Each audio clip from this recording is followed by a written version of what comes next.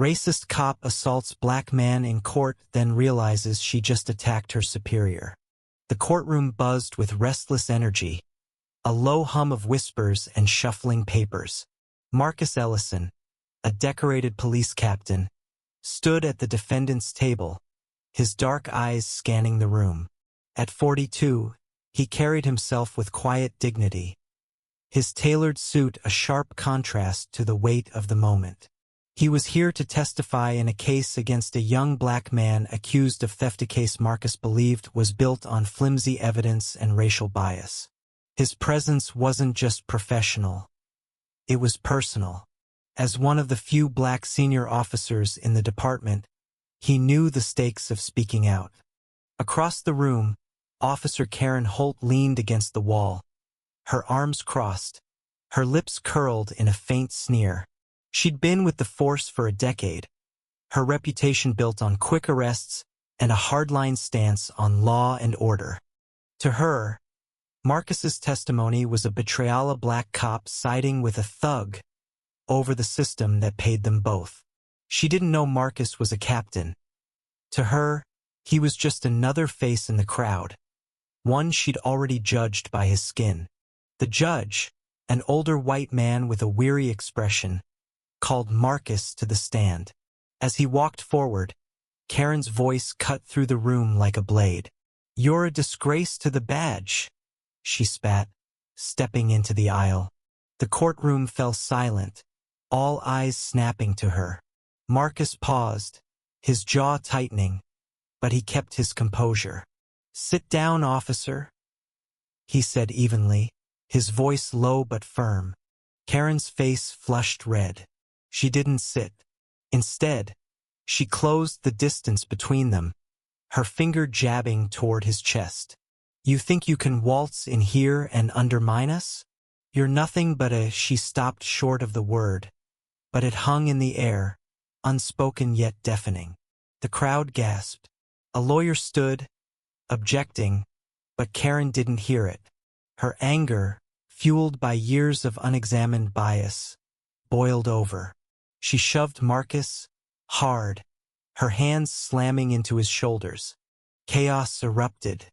The judge banged his gavel, shouting for order. Spectators murmured in shock. Marcus stumbled but caught himself.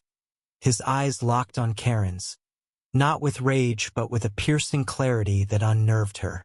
For a split second, doubt flickered across her face. Had she gone too far? But she doubled down, yelling, "You don't belong here."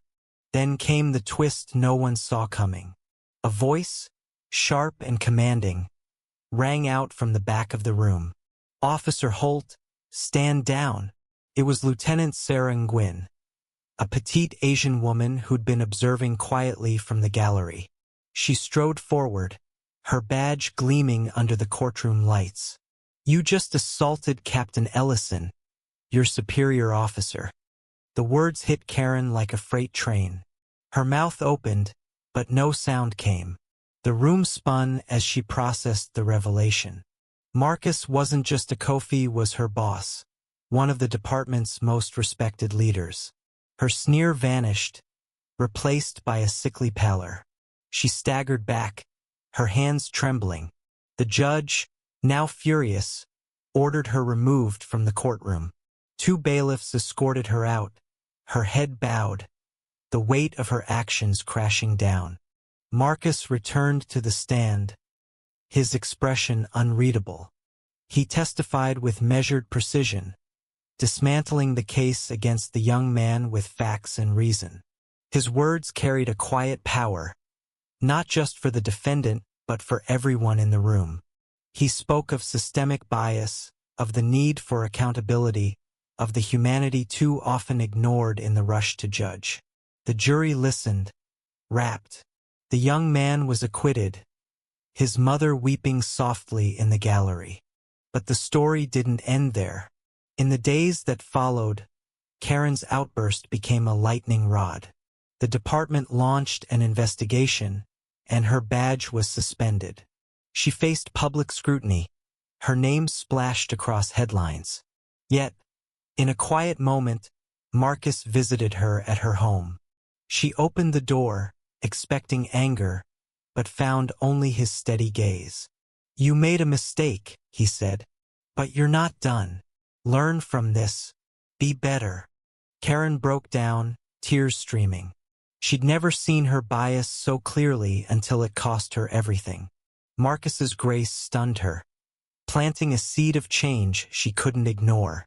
She enrolled in community programs, began listening to voices she'd once dismissed. It wasn't redemption, not yet, but it was a start. Meanwhile, Sarah Nguyen's intervention sparked a broader shift. Her courage in calling out Karen inspired other officers to speak against prejudice within the ranks. The department introduced mandatory bias training, flawed but a step forward. Marcus, though hailed as a hero, remained humble, focusing on mentoring young officers of color. He believed justice wasn't a single victory but a lifelong fight. The acquitted young man, Jamal, found a mentor in Marcus. He enrolled in community college, determined to become a lawyer. At his graduation, he invited Marcus, who sat in the front row, a quiet smile on his face.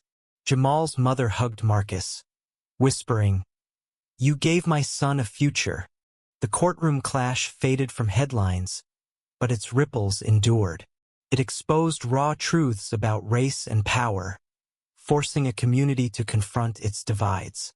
Some resisted, clinging to old ways, while others, like Karen, began to question their assumptions.